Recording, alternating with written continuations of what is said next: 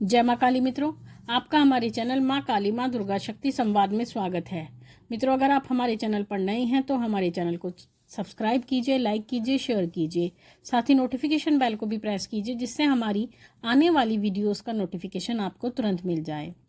मित्रों, आज का जो विषय है वो विषय बहुत ही महत्वपूर्ण है। देखिए, हम सभी भगवान की अपने स्तर पर सेवा करते हैं, आराधना करते हैं, साधना करते हैं और सब अपने स्तर पर करते हैं। भक्ति का कोई मापदंड निश्चित नहीं है, क्योंकि भक्ति एक ऐसी चीज़ है जिसको हर कोई अपने अलग अलग तरीके से करता है। कभी किसी का एक सेट प्रोग्राम नहीं होता। ऐसा नहीं है कि संसार के सभी व्यक्ति एक तरह से पूजा पाठ करते हों, एक तरह से भगवान को मनाते हों। सबका तरीका अलग अलग होता है। तो उसी तरीके में सब भगवान को मनाते हैं और भगवान से हमेशा यही आशा करते हैं कि वो हमसे प्रसन्न रहें, हमसे खुश रहें, उनकी कृपा हमें मिलती रहे, हमारे परिवार को मिलती रहे और हमारे घर में सुख शांति बनी रहे। लेकिन एक सवाल, एक प्रश्न हमेशा उनके मन में रहता है और वो ये रहता है कि क्या भगवान हमसे प्रसन्न है? क्या भगवान कहीं हमसे नाराज़ तो नहीं है? कहीं हमसे कोई गलती तो नहीं हो गई, कोई हम त्रुटि तो नहीं कर रहे जिससे भगवान हमसे नाराज़ हो जाएं? तो ऐसे क्या संकेत होते हैं, ऐसे क्या भगवान हमें संकेत देते हैं जिसके माध्यम से हम ये पता लगा सकते हैं कि भगवान हमारे से प्रसन्न है या नहीं? हम पहले से ये बात कहते आए हैं कि भगवान की जो भाषा होती है वो सांकेतिक होती है। तो सांकेतिक भाषा में ही भगवान अपनी कोई भी बात हमें बताते हैं, लेकिन एक भक्त को उनके संकेत समझ में आने चाहिए।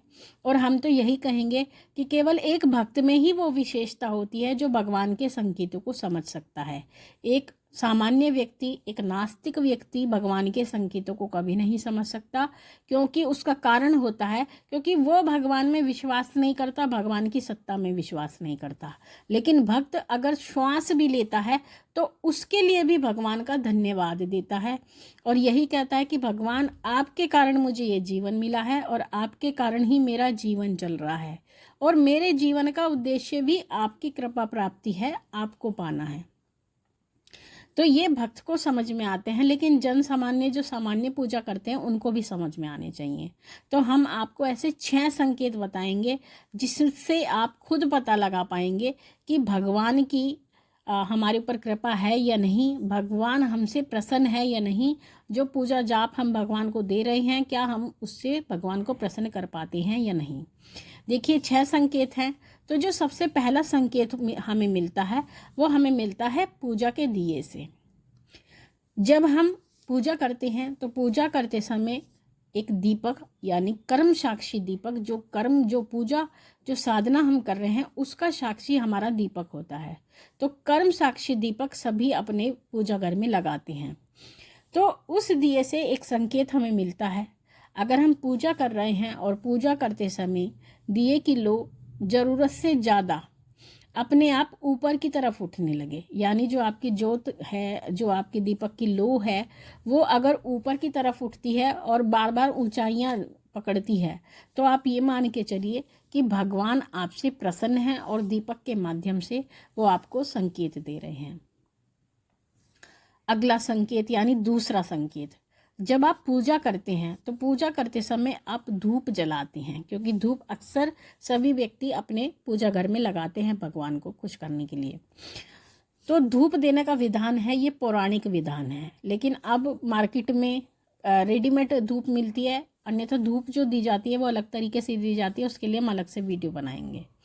तो जब आप धूप लगाते हैं तो धूप लगाते समय अगर धूप का धुआं भगवान की मूर्ति या फोटो की तरफ जाता है और वो धुआं अगर किसी आकृति में परिणित हो जाता है, जैसे उस धुएं से ओम की आकृति बन जाती है या कोई पुष्प समान आकृति बन जाती है, तो आप ये मान के चलिए कि भगवान आपसे प्रसन्न है। तीसरा संकेत, अगर आप पूजा कर रहे हैं तो पूजा करते समय सामान्यतः व्यक्ति भगवान के फोटो पर या प्रतिमा पर पुष्प चढ़ाते हैं। कुछ को आदत होती है फ़ोटो के ऊपर चढ़ाने की, मूर्ति के ऊपर चढ़ाने की। तो जब आप पुष्प चढ़ाते हैं और पुष्प चढ़ाने के बाद आप अपनी पूजा में मग्न हो जाते हैं और आपकी आँखों के सामने भगवान की प्रतिमा या फ़ोटो से वो पुष्प यानी वो फूल अगर आपके सामने गिर जाता है, तो आप ये मान के चलिए कि भगवान आपसे प्रसन्न है। ये भगवान का आपको तीसरा संकेत हमने बताया है। चौथा संकेत, अगर आप पूजा करते वक्त किसी भी धूप बत्ती या अगरबत्ती को जलाने से पहले ही एक खुशबू आप महसूस करते हैं, यानी बहुत अच्छी सुगंध, चाहे वो गुलाब की हो या चंदन की हो, केवड़े की हो, किसी भी प्रकार की या इत्र की हो, अगर आप इस तरह की खुशबू का अनुभव करते हैं और आपने ना तो धूप बत्ती अभी तक जलाई है, ना ही आपने अगरबत्ती जलाई है, उसके बाद भी आपको भीनी भीनी खुशबू आती है, तो आप ये मान के चलिए कि भगवान आपसे प्रसन्न है।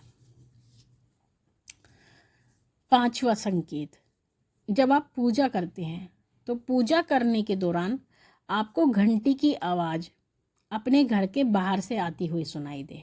यानी जब आप पूजा कर रहे हैं तो आपको आवाज़ आती है कहीं पर घंटी बज रही है। तो अगर आपको ऐसी घंटी की आवाज़ सुनाई देती है, चाहे वो कहीं दूर से ही भली आ रही हो या आपके घर के बाहर से कहीं से आ रही हो, तो आप ये मान के चलिए कि भगवान आपसे प्रसन्न है। छठा और आखिरी संकेत, जब आप पूजा करने बैठते हैं और पूजा करते समय, यानी हम पूजा कर रहे हैं और पूजा करते समय आपके घर में या तो कोई ब्राह्मण आ जाए या कोई भिखारी आ जाए या आपके घर कोई मेहमान आ जाए, जो मेहमान भी ऐसा मेहमान होना चाहिए जिसको देख करके आपका मन प्रसन्न हो जाए। ऐसा व्यक्ति नहीं होना चाहिए जिसके प्रति आपके मन में शत्रु भाव है या उसके मन में आपके प्रति शत्रु भाव है। ऐसा व्यक्ति मेहमान के रूप में आए जिसे आप बहुत ज़्यादा पसंद करते हैं। तो आप ये मान के चलिए, ब्राह्मण का आना, किसी मांगने वाले का आना या किसी मेहमान का यानी किसी अतिथि का आना, क्योंकि अतिथि देवो भव, अर्थात अतिथि को भी देवता की उपाधि दी गई है। तो इसलिए अगर अतिथि भी आपके घर में आता है पूजा करते समय, तो आप ये मान के चलिए कि भगवान आपसे प्रसन्न है। तो इस प्रकार से इन 6 संकेतों के माध्यम से आप खुद पता लगा सकते हैं कि भगवान आपसे प्रसन्न है या नहीं है, क्योंकि भगवान का प्रसन्न होना बहुत ज़रूरी है। और सबसे बड़ी महत्वपूर्ण बात जो हमें जाननी चाहिए, जो हमें समझनी चाहिए, कि भगवान हमेशा प्रसन्न ही रहते हैं। भगवान कभी नाराज़ नहीं होते। अगर हमारे जीवन में कोई दुख है, ये बात हम बार बार दोहराते रहते हैं कि अगर हमारे जीवन में कोई भी दुख है तो उस दुख का कारण कभी भगवान नहीं होते हैं, क्योंकि भगवान कभी किसी को कष्ट नहीं देते और एक भक्त को तो कभी कष्ट नहीं देते, क्योंकि भक्त को तो भगवान अपनी आंखों पर रखते हैं, अपनी पलकों पर रखते हैं। हम तो भगवान के चरणों में रहना चाहते हैं, लेकिन भगवान अपने भक्त को अपने हृदय में स्थान देते हैं। और भगवान के जीवन में भक्त का एक महत्वपूर्ण स्थान होता है, क्योंकि भक्त बिना भगवान नहीं, ऐसा कहा जाता है। तो इसलिए भगवान ने अपने भक्त को अपने से ऊपर की उपाधि दी है। तो इस प्रकार से आप अपने कर्म अच्छे रखिए, भगवान की निरंतर सेवा कीजिए, तो भगवान सदैव आपसे प्रसन्न रहेंगे।